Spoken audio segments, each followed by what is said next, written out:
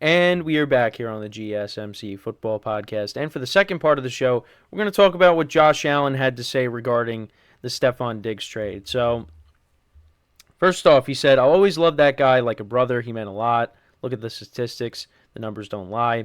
In 4 seasons with the Bills, he surpassed the 1,100 receiving mark in each campaign, totaling 5,372 yards and 37 touchdowns while making 4 straight Pro Bowls."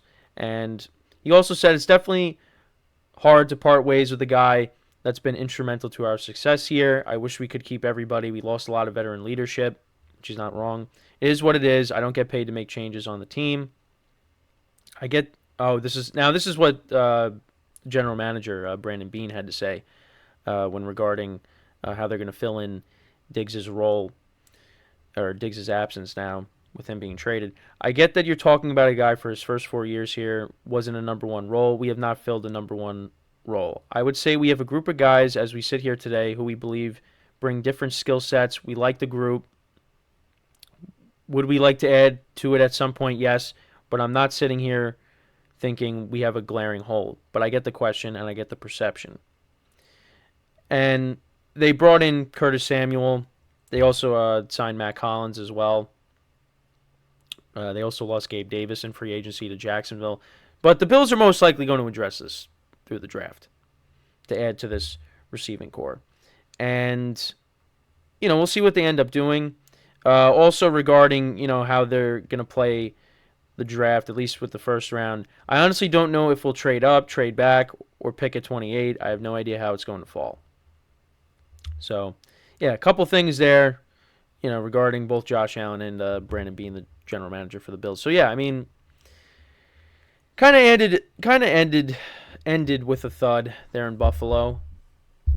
And, again, this is something that was kind of brewing for a few seasons now. And I know I talked about Josh Allen going off on Diggs at the end of, well, not really going off on him, but snapping at Diggs after the first game against the Jets where they lost in overtime and Josh Allen had 3 picks. I think part of that reaction was frustration, but also I think it was just you're starting to annoy me a little bit. And eventually it just led to, this. Now he's with the Texans, and I think Josh Allen is being genuine. I didn't see the actual clip of him saying what I read to you guys, but I feel like he is being genuine. I don't think that he's lying. I think, yeah, he probably had a little bit. I think he was getting tired of the stuff with Diggs and what was going on. But at the end of the day, yeah, they might have not gotten to where they wanted to go and get further in the playoffs, but they did have. You can't say they had no success together. That was one of the best quarterback-receiver duos for a couple seasons. Now, last year, yeah, it wasn't as good as it was in years past because Diggs was kind of absent in a lot of games. Really didn't put up big numbers. But you had the Bills running the football more, and Josh Allen was spreading the ball around, and Josh Allen also be running the football himself. I don't really agree with the fact that Diggs is, washed. Is he declining? Yeah, you could probably say that. But I don't think Diggs completely fell off a cliff. I think he was just being used differently. But again, that's just me. You could say I'm wrong. I do agree to an extent that maybe he is starting to decline because, yeah, now he's in his 30s and, you see some things that, some catches that Diggs should have had that maybe he didn't. The pass in the divisional round against the Chiefs, many people said he should have caught that. So, yeah, I kind of understand where the narrative of Diggs declining makes sense, but I think he's still got good football left. Now, he's going to another team where the quarterback's going to be spreading the ball around a lot. Diggs is not going to be the guy. You got other playmakers there that are going to want the ball too, and he's going to just have to accept that. And for me, when it comes to Josh Allen, now you don't. I mean, listen, it's going to be different now without Diggs, but I don't think Josh Allen is going to completely revert back to how he was before Diggs. Josh Allen is still a top quarterback in the NFL. And he's going to have to go out there and really prove it. Because, yeah, Diggs is now no longer there. And when they first got Diggs, that really just, took Josh Allen to new heights. And you could also say Brian Dable as well. Brian Dable being there really helped. But now, post Diggs, let's see what Josh Allen can do. And like I said, they didn't get to where they wanted to go. They wanted to get to a Super Bowl. And for a couple of years there, that's what people thought. Like, oh, this team is going to get to a Super Bowl. You know, they got off to a fast start in 2022, and you thought, oh, this might be the year. But that ended up not being the case. And they've lost some tough playoff games against the Chiefs, mostly against the Chiefs, and also against the Bengals at home. Back-to-back seasons now, they have lost home playoff games in the divisional round. And that's tough. And now, when it comes to the Super Bowl window, is that closed? With Diggs being gone? Again, you got to see how the Bills fill in the hole that was left by Diggs. Because the Bills are another team that's probably going to draft a couple of wide receivers.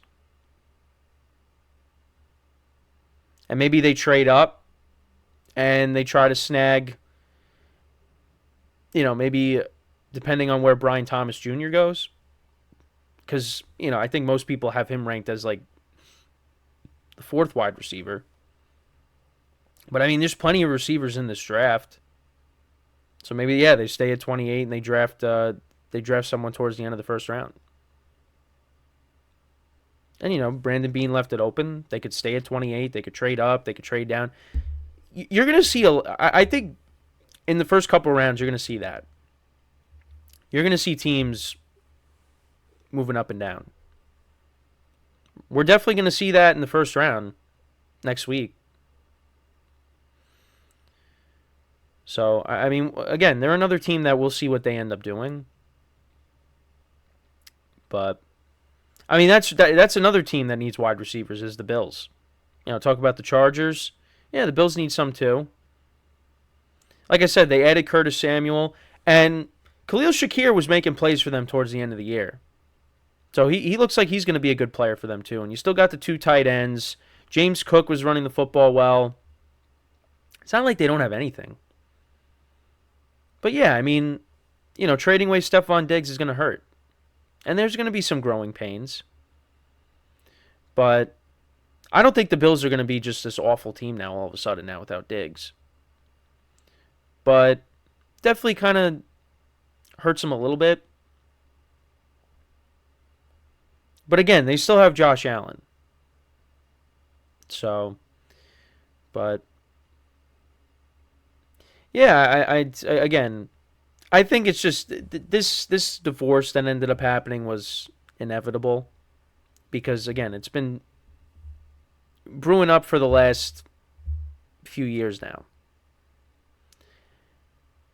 And I remember when I talked about something that ESPN's Dan Graziano said, how, yeah, Diggs will act up on social media and then things will calm down and everything goes back to the way it was. You thought that was going to be the same thing in this case, but ended up not being the case. He ends up getting traded. And within the conference. To a team that is on the come up. And the Texans and the Bills will match up against each other next season. So I'm really looking forward to that matchup. Now, I'm not sure where that game is being played. But regardless, I think it'll be a fun matchup. to see Diggs go up against his former team. So that's another game to mark on the calendar. Is Bills Texans, and we'll see if that game ends up being a 4:25 game, because the Texans are going to get primetime games, and Jim Nantz and Tony Romo are going to be calling some of their games. So that could be, it's either going to be a primetime game or it could be, a 4:25 game, East Coast time, East Standard Time. I know, because I'm so used to saying that, but it's like not everybody is on the East Coast, but I'm just programmed to say that because that's where I am. So, yeah, I mean, like I said, excited for that matchup. And again, when it comes to Josh Allen, he's another guy that's got to go out there and prove something. Now with Diggs being traded, can you go out there and put up good numbers without him? And even with Diggs, when Brian Daboll left, he started turning the ball over more, which is something that Brian Daboll kind of helped him out, limiting the turnovers. Now he leaves, and now the turnovers are starting to come back. And now you lost Diggs. So what's going to happen? And I know I said this too. Yeah, he was different before Diggs got there, but that was when he first got into the league. Now Diggs leaves. His rookie season was 2018. It's going to be 2024. So, and he's a different player. But again, turnovers are a problem. So, again, it's going to be different next year without Diggs. Again, this AFC East is going to be competitive. The Jets got better. You still got Miami. The Patriots off to the side for now. They're in a rebuild. But yeah, it's going to be competitive. And a healthy Jets squad is going to give you problems. And I mean, the Jets split with the Bills the last couple seasons. Now with Aaron Rodgers being healthy, and listen, I saw the video of him throwing to Garrett Wilson and to Breece Hall. Yeah, it looks great. Aaron Rodgers is coming, and that's the case the Bills got to watch out. I'm just saying. And the Dolphins, still got to give them the respect too. So, yeah, we'll see what happens. But, again, when it comes to Josh Allen reacting to the Stefon Diggs trade, back to the original point, I mean, I think he's going to miss Diggs. But, again, it was best for the two sides to just part ways. Because, again, that's something that's been stirring up for a while. And I guess maybe they felt that, maybe they had enough of that. But also just, Diggs is getting older. So while he still has value, they trade him away and get some assets back for him. So that's my thoughts on that. So let me know what you guys think about what Josh Allen had to say, what Brandon Beane, their general manager, had to say. How do you think the Bills are going to approach this draft? What do you see them potentially doing with their first pick? Let me know. So before we go into break, just want to remind you guys once again to tip or donate and get your comments recognized. Make sure to go to the following link. That is GSMCPodcast.net. Again, that really helps the show, makes the show more interactive between myself, the host, and you guys, the viewers. Again, that is GSMCPodcast.net. And as always, it is displayed on the ticker at the bottom of the show segment down below. So, when we come back from our second break of the show, we're going to talk about the Giants, another team that I've talked about recently, and that's what Joe Schoen had to say recently.